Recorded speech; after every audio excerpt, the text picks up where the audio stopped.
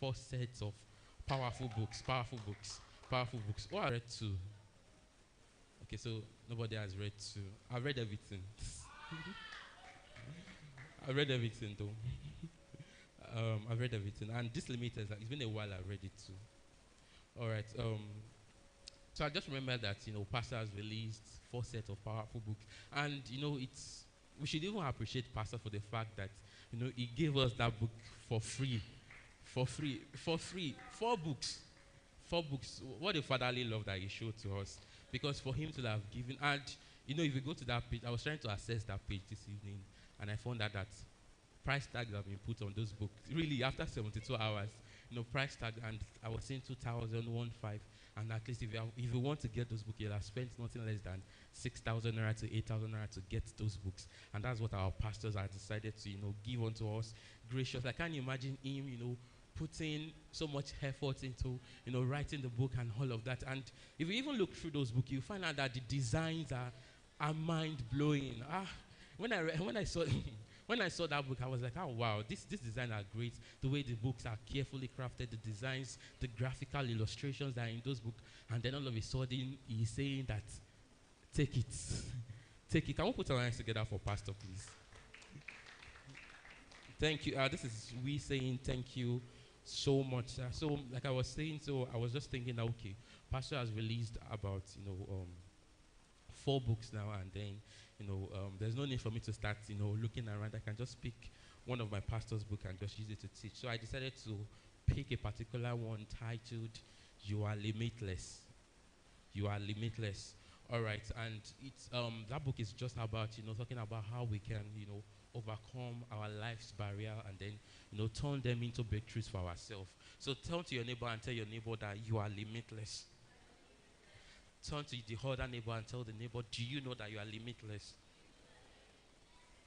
All right, so just before we start, I would just like to ask us a question, and I would like if two people can answer that question. Maybe someone from this side, then another person from this side. Can we have the microphone, please? And please, let's voluntarily answer the question. Let me not have to just point to somebody that okay, you take answer, please. You answer. So I'm going to ask this question: that what do you think is hindering you from fulfilling all your dreams, all your purpose, all your aspiration? What do you think is hindering you from those things? I don't know if there's someone that wants to answer that question. Praise God. Who wants to answer that question for us? Should I go over the question again? What do you think is hindering you from fulfilling your dreams, your goals, your ambition, your God's given purpose, your assignment? What do you think is hindering you from fulfilling them? Okay, Minister T.Y.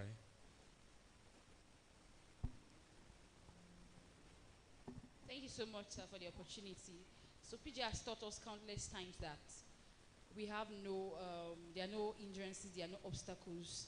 The only obstacle to fulfilling our life's vision, like me, like any one of us. Okay. Can we have somebody else?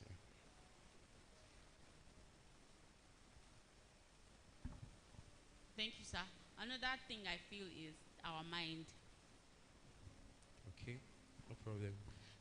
The fact that we didn't answer the way I was expecting us to answer is as a result of the fact that we've been on that PJ's teaching for a lot of while, and then it's just a blessing that our mind is being transformed, because if you ask a random person that question, it's going to definitely list out a lot of things that is hindering him. Probably the fact that I was giving birth to in Nigeria. Nigeria is my greatest problem. The dollar is my problem.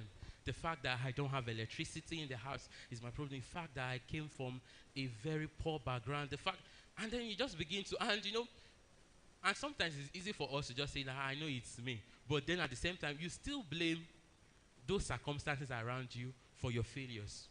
Deep within you, definitely, "Oh, I might be the one." But then sometimes you still feel like it's just circumstances around me that is making this thing happen. Maybe if I was given birth to in America, maybe if I came from a rich background, maybe if I'm not from Ondo State, maybe if I was from, Abuja, Maybe if my father was the president, or if I was, you just continue to think and on like that, that probably if this was the particular thing that has happened to me, maybe my life would not have turned that way. Even me, I've several times thought like that, the fact that, okay, these are just the things that is making my life like this. Maybe if I had went to another school, maybe if I had gone to, you just continue to think and just blame life circumstances for our failure. So I'm going to read the forward of the book. So Peter was writing here, it says, in life, barriers and limitations exist, but our perspective is what determines whether they make or mar us. Most people on earth have blamed their failures on one or two limitations they encountered at some point in their life. Corporate bodies, government organizations, churches, and individuals who has failed in their adventure can also trace their failure to some forms of barriers and limitation. Some blame their inability to succeed on lack of funds, unavailability of required expertise, unfavorable government policies, lack of social amenities, and economic crisis. Others blame their parents or their background. Students blame their teachers. Sometimes you can blame the fact that no matter how much you sit down in his class, that man cannot teach. He will just continue to teach himself. He just write on the board and just go to the board, write, and say, do you understand? And then you blame that. That's why I failed that course. So I'll continue reading. So sinners have blamed the hypocritical preachers for their unbelief. The poor blame the rich for their poverty. Citizens blame the government for their unemployment. The government blames the people for their non-performance. Staffs blame the boss for their inefficiency. The boss blames the economy for its default. In fact, some blame Satan for their sinful lives, and some hold God responsible for their plight. We blame our past for our present. We blame the society for our waywardness, and we blame the leaders for the way we follow. When you ask, why do people fail? Their answers is always because of one limitation or the other. I am sure you think one in your life as you meditate on these words. Probably as I'm even, probably reading that, forwards, and then you can begin to imagine that, okay, this is, maybe it is because of this particular thing.